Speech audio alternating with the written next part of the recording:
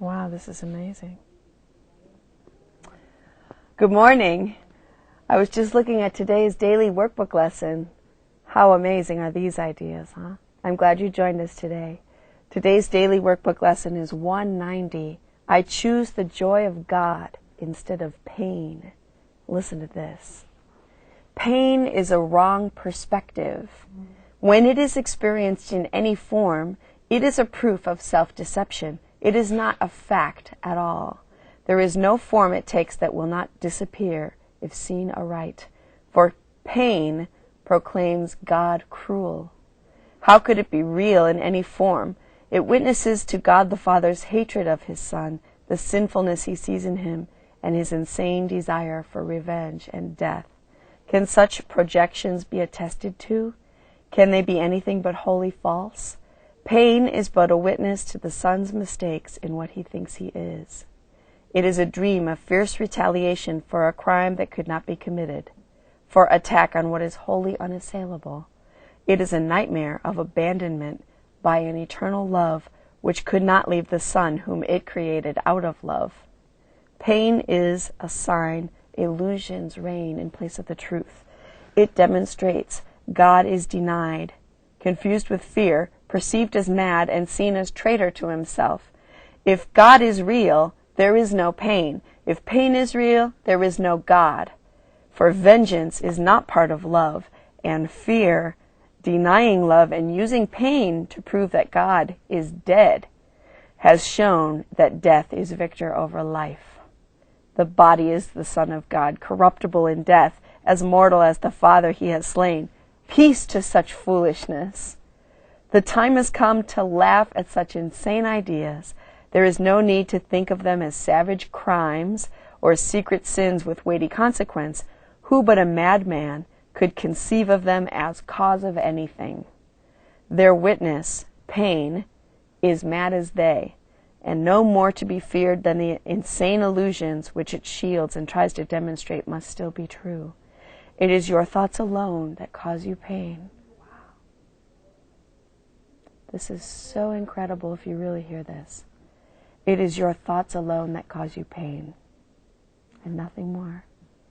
Nothing external to your mind can hurt or injure you in any way. There is no cause beyond yourself that can reach down and bring oppression. No one but yourself affects you. There is nothing in the world that has the power to make you ill or sad or weak or frail, but it is you who have the power to dominate all things you see by merely recognizing what you are. As you perceive the harmlessness in them, they will accept your holy will as theirs.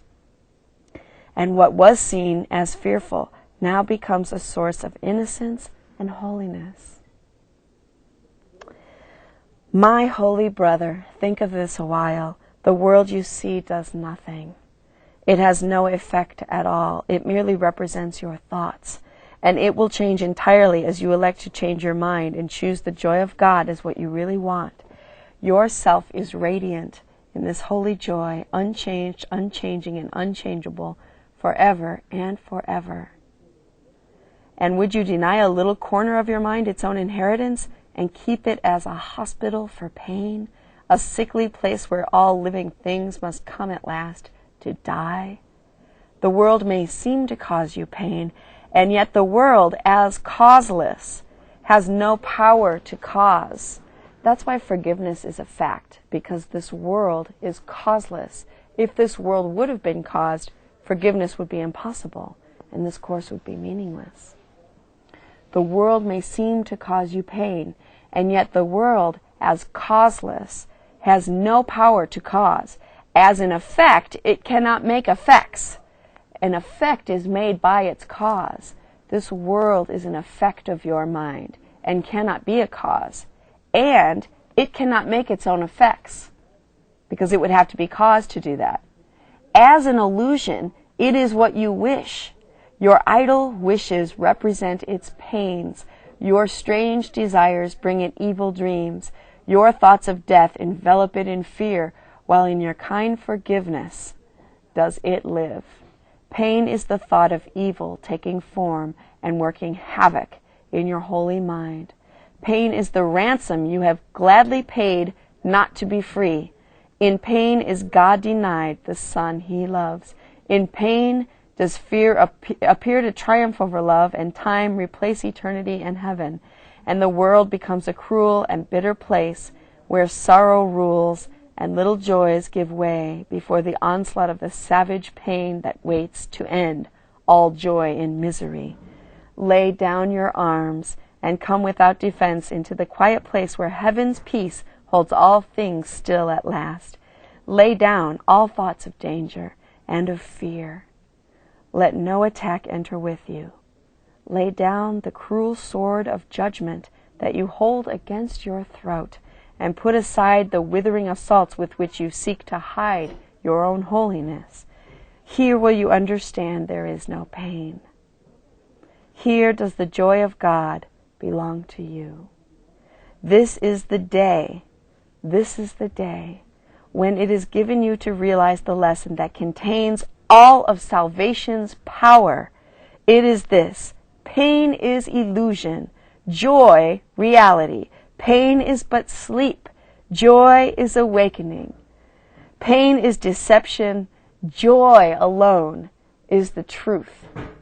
And so again, we make the only choice that can ever even be made. We choose between illusions and the truth, or pain and joy, or hell and heaven.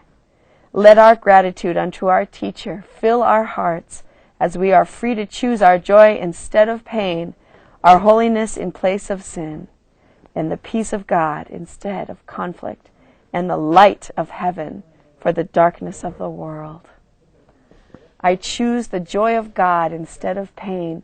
Remind yourself that today. And we're training our minds to see through the form and to the real true vision that the Holy Spirit is giving us beyond that. Spend some time with God today. That was lesson number 190. If you need this form of workbook, you can contact us at the Endeavor Miracles Communication Center. That is just a click away on your computer, and you can have one of these larger workbooks for yourself. It has diary pages, and you can see the print. That's what I'm reading from. Thanks for joining us today. Course in Miracles, it can work for you.